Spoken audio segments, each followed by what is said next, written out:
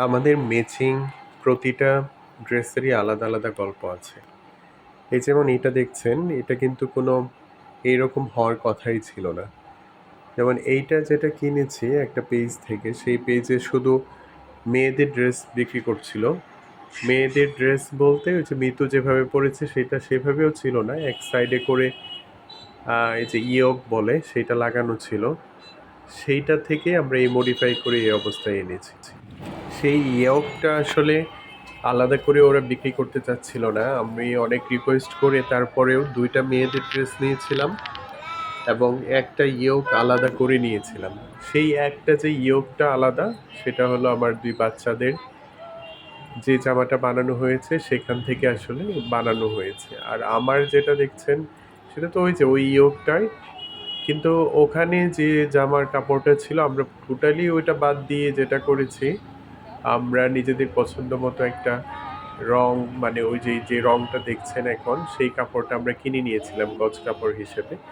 সেইটা তারপরে আমাদের রেগুলার যে টেইলারিং আছে সেখানে গিয়ে কথা বলার পরে, ওনাদেরকে ডিরেকশন দেওয়ার পরে সেইটা এই যে আমার পাঞ্জাবির এক সাইডে নেওয়া হয়েছে ইয়োগটা। সেটা অবশ্য গাঁদা ফুলের একটা মোটিভ ছিল, প্রিন্টেড ইয়োগ ছিল। এই তো এটা আসলে বসন্ত আহ, বসন্তকে ভেবেই আসলে করা।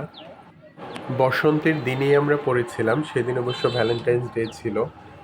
আহ, আমরা এই যে পলাশ ফুল ফুটেছিল সেখানে ভাবলাম যে বাচ্চারা পলাশ ফুল দেখুক, কোরাক, নিজেরা ওদের শৈশব তো আসলে এখন একদম আটকানো, বলতে গেলে ইট কাঠের দেয়ালে আটকে আছে। ওই রকম বাচ্চাদের সাথে খেলতে পারে না। ফুল কোরানো বলেন, এগুলো তো বন্ধই হয়ে গিয়েছে এখন ওদের জন্য। ভেবেছিলাম ওই তো একটা জায়গায় যাব যেখানে পলাশ ফুল আছে, সেগুলা কুড়িয়ে আমরা একসাথে করব, মালা গেঁথে বাচ্চাদেরকে দিব। মানে ওদের আসলে চাচ্ছিলাম যেন ওরা ন্যাচারাল কোনো একটা ফিল পাক। সেই ফিল থেকে আসলে এটা করা, এই যে আমরা একসাথে করছিলাম। বাচ্চারা বেশ মজা পাচ্ছিল, আমরা করাচ্ছিলাম। সেখানে এই যে এই ফুলগুলার মধ্যে যেহেতু পড়েছে, এগুলাতে প্রচুর মধু থাকে। পিঁপড়া পড়া ছিল, সেই পিঁপড়াগুলা কোনটা বাদ দিতে হবে, কেন বাদ দিতে হবে, এটা ইয়ান জিজ্ঞেস করছিল যেন কামড় দিবে বা কেন এখানে পিঁপড়া। এই যে একটা জিনিস জেনে গেছে। ইমি হাই হেলো করতেছিল, তার মধ্যে সেও হাই হেলো করতেছিল কাকে, পিঁপড়াকে। এই যে ছোটদের মনে যা হয় আর কি।